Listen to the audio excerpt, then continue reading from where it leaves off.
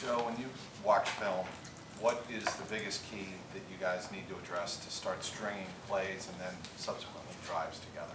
Well, we just got to stop beating ourselves. The first game, first drive, pick six. Next drive, fumble, gave them 10 points off the bat. Now we're playing from behind. Defenses can pin their ears back, play third down defense, don't have to get up and challenge us. Same thing next game. We get down 14-3 early, starting in first and 15s for the first three drives, and now they can play third down defense. They can mix up the looks. They're not afraid of the run game because they're winning by 11 points. We just got to quit beating ourselves, start faster, and then we'll get more chances. When you watch the tape, how do you feel like you played the first two games? First game, obviously not up to my standard. Last game, I thought I played well for the most part. We just got to stop beating ourselves, like I said. How comfortable are you with the offensive line after two games? Very comfortable. Those guys are working hard to get it right. I can do a lot more to help them too, and we can do more with play calling to help them as well. So we're getting this thing right. Nobody's panicking. Not playing together, do you think that, looking back now, did have a role or has had a role in the first couple of Yeah, weeks? it's tough to say. We're not too worried about the excuses of why it's happening. We're just worried about getting it fixed. How similar is the Jets' defense compared to Dallas? Similar defensive coordinator team. So the Dallas defensive coordinator and Jets are the same. Are they similar? Or? Yeah, their defensive coordinators have similar backgrounds, but they kind of morphed away from doing similar things. So we watched a lot of our game last year because the Browns are in a lot of 12 and 13 personnel, and the Ravens run the ball really well, and every defense kind of plays them different. So we're going back to last year to see what they did, and we got a good plan for them, I think. What's the biggest improvement adjustment you got to make against cover 2 and Tampa 2 and not stop a defense? Well, the biggest thing is like I said, we got to start stronger and not beat ourselves, because then the checkdowns are not. When we're down 11 points, 14 points, checking the ball down is that's a positive for the defense. We need to get back to being able to run the ball. Play action checkdowns are great because we're playing from the lead. Joe, you said you can help the offensive line. How can you do that? In what ways can you do that? Just getting the ball out faster. I'm sorry? Just getting the ball out faster. Your numbers this year, when you're not pressured, look a lot different than they did last year. Is that something you've been cognizant of, or have you kind of sensed that, and is there maybe a reason why that's been the case? No, I haven't looked into advanced stats like that. I mean, does it feel? I mean, you get a sense of? Does it feel any different when you've been in the pocket and it's been clean this year compared to last year? I mean, I don't know how exactly you quantify that, but I mean, as a quarterback, does there feel like there's any difference between last year and this year with clean pockets? Obviously, we just haven't played up to our standards so far. How frustrating is it for you when you've got an offensive line, 4 out of those 5 are veterans, when the mental mistakes happen, when you know what they're capable of, but just the small things that are going on mentally? Is that frustrating for you? No, it's frustrating for me overall, not just that, but myself.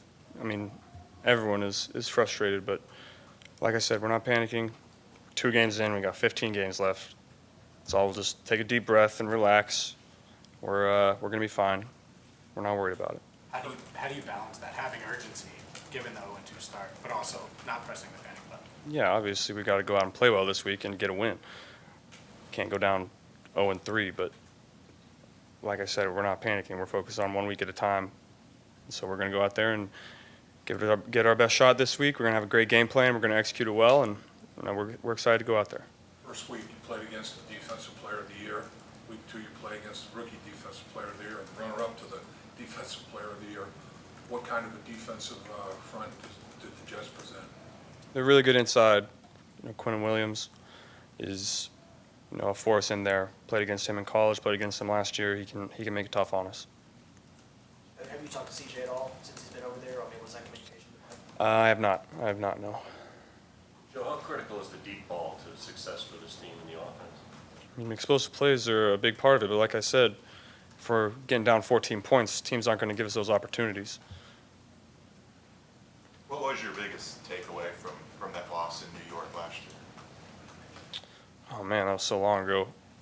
Um, we got to take advantage of. I mean, that game we had to take advantage of our red zone opportunities. We didn't score touchdowns in the red zone at a high enough rate last year. But this year's a new game, new team, and so we got a good game plan that I'm excited to go out and execute.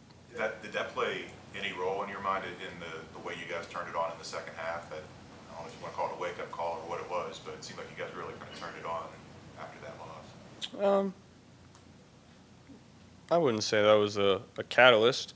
We lost 2 games going into the bye week, and then after the bye, we were great. So we just got to find that same rhythm that we did last year. We got to find it this year. You and Zach both, I think, since Sunday have expressed a lot of confidence that everything's going to be fine, like, things are going to work out. What gives you all that confidence that, even though y'all have had a slow start, that things are going to get right and start this week? Well, a couple reasons. We got great players, great coaches, understand our plan, and know what we need to do to fix it. And 2, we did it last year. We were in here talking about the same exact stuff several times last year, and everyone saw how it worked out. So, we're focused on getting it right, getting better. But like I said, no panic. A lot of urgency, but no panic. The way Higgins and Boyd didn't get any catches in the first half, was that a result of how the Cowboys were playing you, or did you guys have to kind of change something to get them more involved after halftime?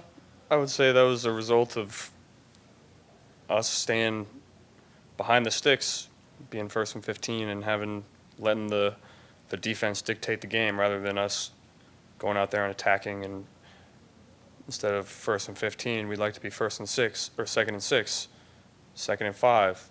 Now, you got to worry about the run game. You got to worry about the play action. You got to worry about the pass. You can't play 3rd down defense.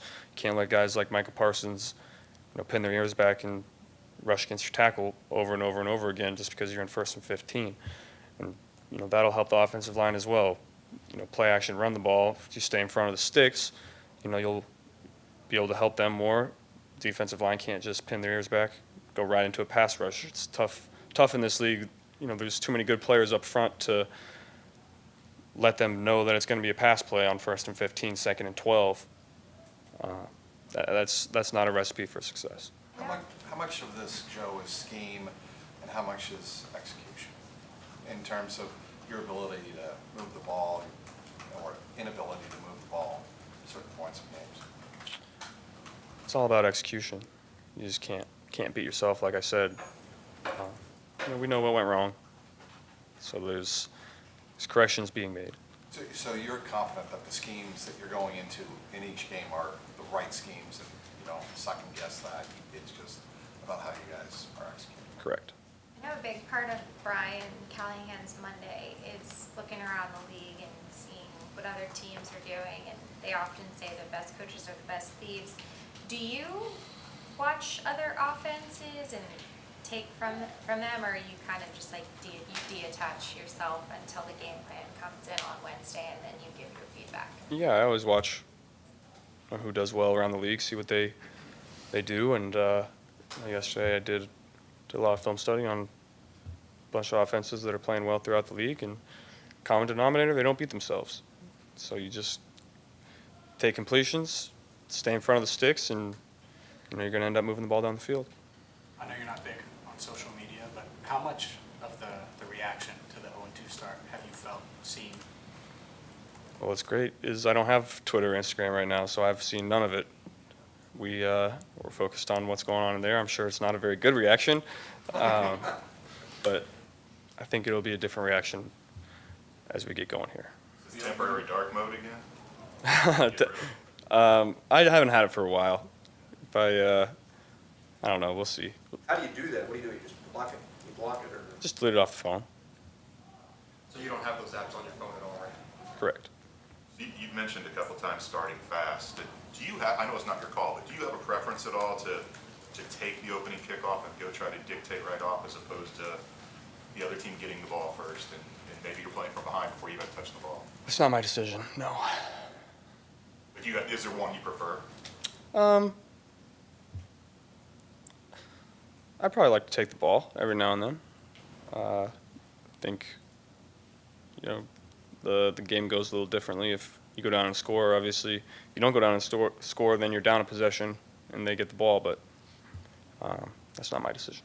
Have you ever executed a 19-play drive before? I'm sure I have, but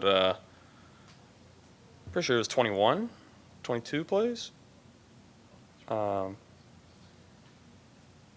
no, I can't remember. What was the biggest difference on that drive?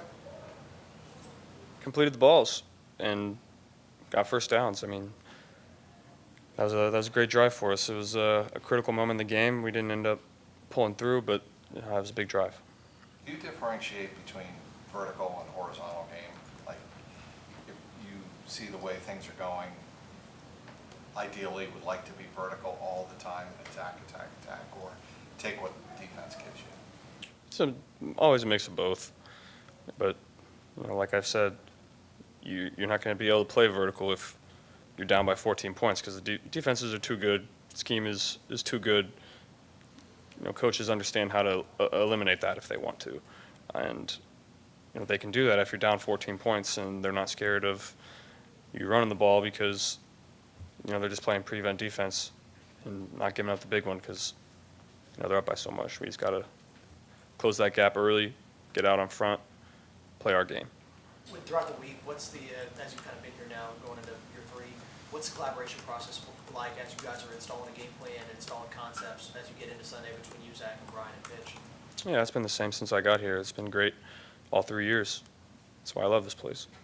With facing Joe Flacco as a fellow quarterback, is there something that impresses you about the kind of longevity somebody can have in the league? I mean, as a quarterback to have success at this age and things like that?